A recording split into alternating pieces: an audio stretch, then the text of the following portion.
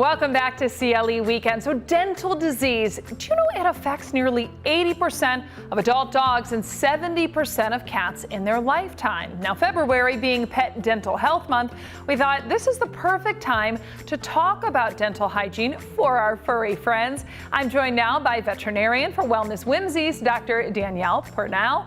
Thanks so much for coming on. We do want to start with the role, really, that dental health plays overall in our pets' health.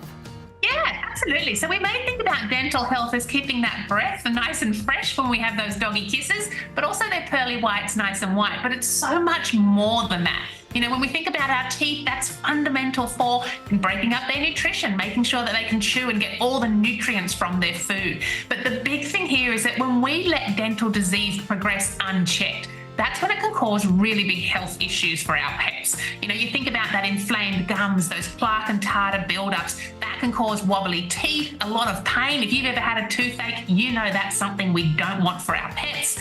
That can cause behavior issues and withdrawal from certain situations. And then the worst case scenario is that the bacteria from their mouth can actually enter the bloodstream of those gums and cause systemic health problems to their heart, liver, and kidneys. So to avoid all of that, we're doing exactly as you suggest. We need to think about prevention and keeping their teeth nice and healthy every day. And there's no better time to start than Pet Dental Health Month.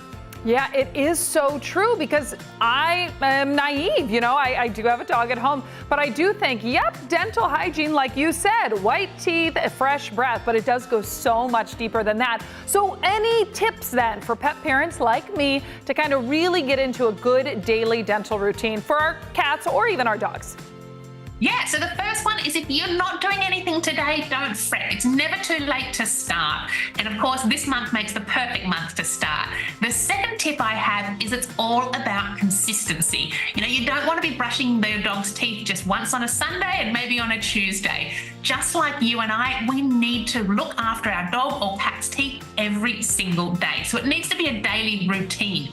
The second tip I have is you have to do not only going to your dog's dentist, the veterinarian, but you also have to do at-home care. And for at-home care, you have a couple options. The first is you can brush your dog or cat's teeth. And when I talk to many pet parents, that's where they start to look at me a little bit panicked. And I say, it's all right, only 2% of pet parents actually do brush their dog or cat's teeth, so you're not alone. There are great alternatives, and this is where recommending something like an all-natural dental chew for dogs. We have some great ones at Whimsies for that, or even a porous dental crunchy treat for cats. The great thing about both of these is they work like a toothbrush. So the dog or cat thinks they're having a delicious treat, and unbeknownst to them, they're cleaning their teeth at the same time. Yeah, I think that's great too, right? I can't imagine, I'm definitely not one of the 2%ers that do that, but I can't imagine. So anything specific then, maybe like if you have a different kind of a breed, a larger breed, a smaller breed, what specifically then we should choose for either our dog or cat? I know you just gave us some great recommendations though.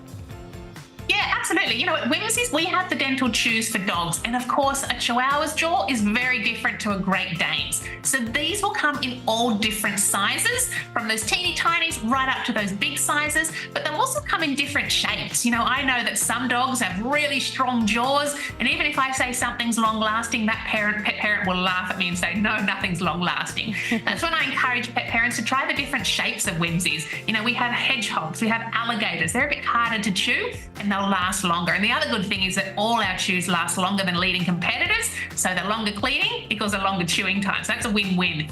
And then of course for cats, the other thing here is it's about making sure you're feeding the right amount. So here you're encouraged to feed multiple treats throughout the day. I like to break it up into 2 sections, morning and night. And then make sure you're feeding the right amount for your cat's size. That way you're going to make sure they're really getting the right amount to support their dental health.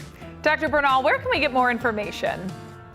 Yeah, so check out whimsies.com. That's WHIMZEES.com.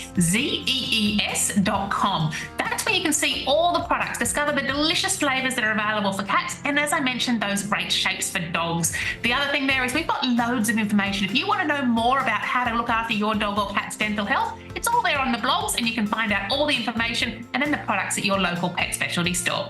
Wonderful. Thank you so much for helping us make sure we get our dental, mouths for our dogs and our little cats taken care of.